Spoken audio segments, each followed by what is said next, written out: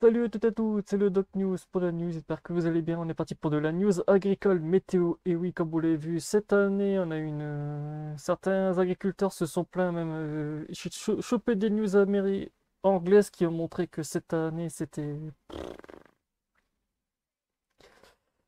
Les récoltes se toucheront en gros, les récoltes de blé sont en chute libre de 21%, tout ce qui est récolte de raisin et tout est aussi dans le malus.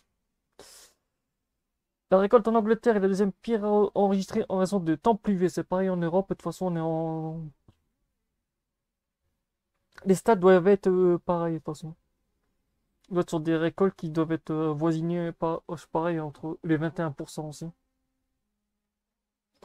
L'Angleterre a connu sa pire de récolte jamais enregistrée. Les craintes grandissent pour l'année prochaine après de fortes pluies l'hiver dernier ont affecté la production de cultures clés, notamment liées à le blé et l'avoine. Comme on sait, on a en cette époque aussi des événements redondants de El Nino, en gros, un coup chaud, un coup froid, un coup chaud, un coup froid, qui a fait qu'en fait, on s'est tapé un temps assez instable,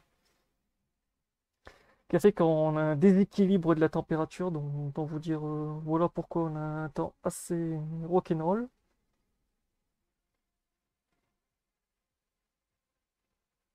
Le temps froid et humide qui s'étend de l'automne dernier à ce printemps au début de l'été a particulièrement touché l'industrie viticole britannique en plein développement. Les producteurs affirment que les récoltes ont diminué de 75% à un tiers selon les régions. Ah oui, ça va piquer, je crois que le prix du vin et tout, ça va encore. Ils vont trouver une excuse pour le bonjour, faut l'augmenter.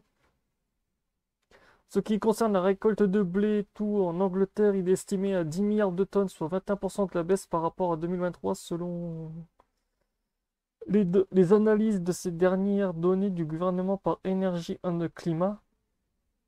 Intelligence United, la récolte d'orge d'hiver a diminué de 26% par rapport à l'année dernière et la récolte de colza d'hiver a diminué de 32% selon les données publiées jeudi par le ministre de l'Environnement. Voici donc. Après, il y a quoi? Il y a aussi le CGU estime que les agriculteurs ont perdu 60 millions d'olives sterling sur 5 cultures clés blé, l'orge d'hiver, de printemps, l'avoine et le colza, dont la production a diminué de 15% au total. Ouais, ça pique. Ça pique, ça pique, ça pique. Après, je vais aussi vous montrer que les marchés ont aussi du mal à reprendre aussi à cause de ça. Les marchés ont un très très gros mal à reprendre aussi. Voilà, là vous avez tout ce qui est les prix et tout, du blé tendre et tout. On peut dire que les marchés ont un peu pris dans la tronche. Faut dire que si les marchés ont vraiment blé tendre et tout, maïs avec les fortes pluies actuellement ont encore bien chuté.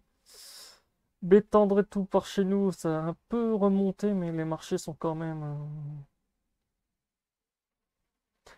Voilà. Après des semaines de hausse, les prix de céréales se sont légèrement tassés avant de monter à un niveau mercredi. Le blé reste soutenu par le retour des acheteurs en mer Noire dans un marché plein d'incertitudes. Et oui, au vu des... Entre les tensions politiques et j'en passe et la météo en ce moment, l'agriculture est un peu mimi à mal un peu partout. Entre la météo et le climat qui part un peu en sucette, et maintenant c'est ça en plus, autant vous dire. Il y a de quoi faire. Donc voilà, c'est tout pour cette petite news. On se retrouve pour les prochaines. Portez-vous bien. Tchuss.